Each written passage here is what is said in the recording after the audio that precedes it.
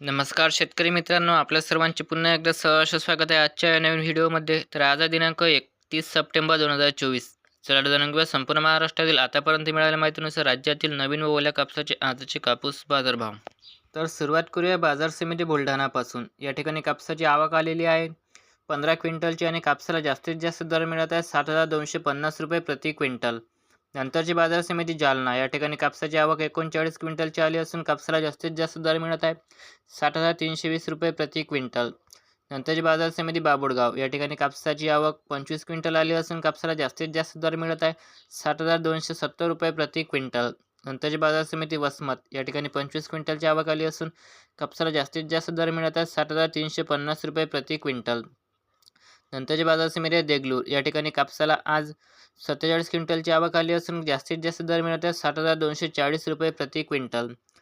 पुढील बाजार समिती.